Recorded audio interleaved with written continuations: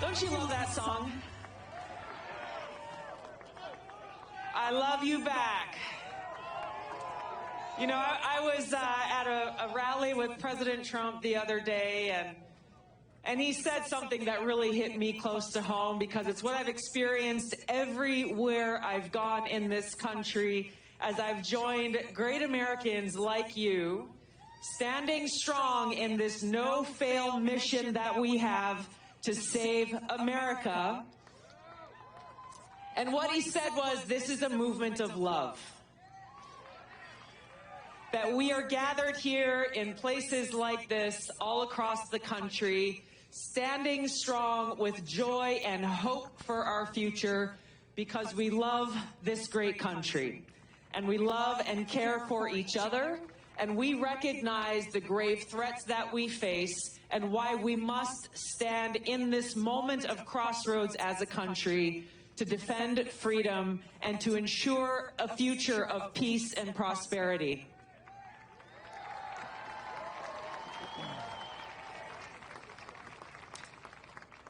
I know we have a lot of veterans here in the crowd today. Thank you so much for your service.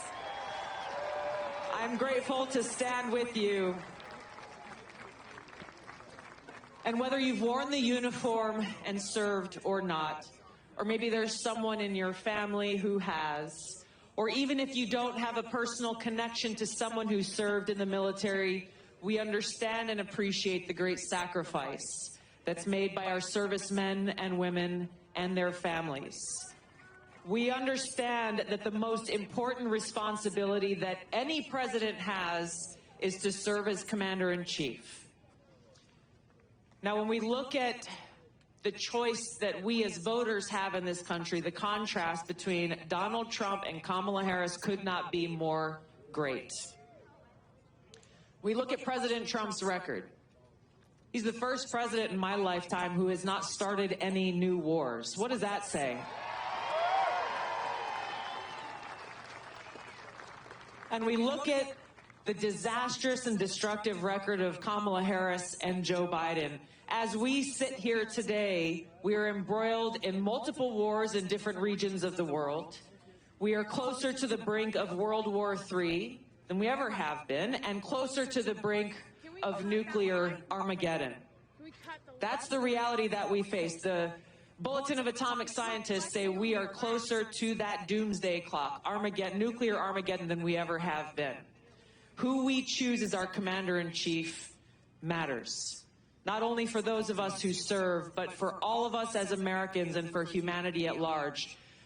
President Trump is our best and only hope to save our country and to save the world and put us back on that path towards peace and freedom and prosperity.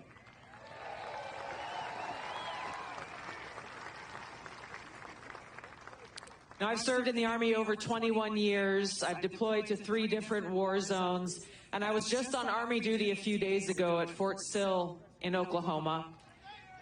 I am a commander of a drill sergeant battalion.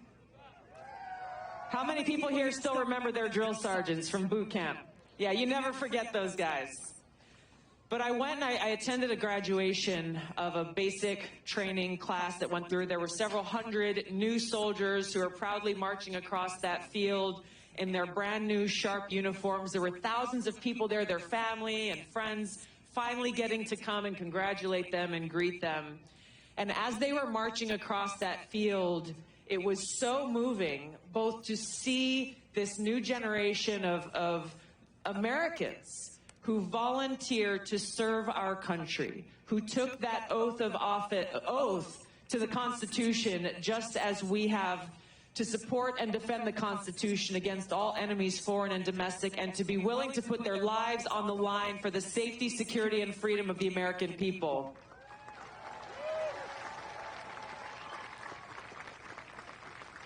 But as I sat there and watched them march across that field, I understood yet again in a deeply personal way why this election matters so much. If we allow Kamala Harris to be elected as commander-in-chief, it is those young men and women and so many others across the country who will pay the price for the wars that she will lead us into. I thought of their families, their moms and dads that were sitting there watching their young sons and daughters walk across that field. And I thought of friends of mine who paid the ultimate price as we were deployed to the Middle East. Parents who never got to say that final goodbye. We need a leader in the White House who values the lives of every single American. We need a leader in the White House who has the courage and strength to fight for peace. A leader in the White House who will stand up to the military-industrial complex, stand up to the warmongers in Washington from both political parties, because he loves our country and he loves the American people, and he is fighting for our freedom and our future.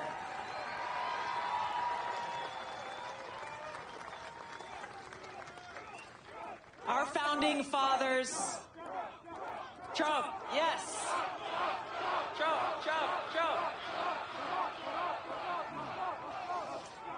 So we got 48 hours to go. Our founding fathers were very intentional in the words that they put in our founding documents. When they wrote that preamble to the Constitution, they said, "We the people." That is a call to action, my friends. They reminded us that our government only exists with the consent of the governed. So for those of us who love our great country and cherish peace and freedom, it is our responsibility to do all that we can to save our country, to defend our freedom and our future. We got 2 days to do that. We got to do better than just vote ourselves, though. I want to challenge every single one of you here. Who's voted already, by the way? All right.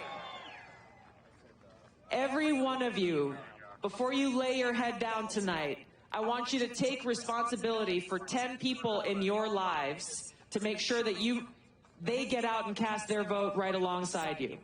Every single vote will make the difference. Your vote in Pennsylvania could be the difference between saving our country or putting us in a place where we end up down this path of destruction that Kamala Harris has led us on.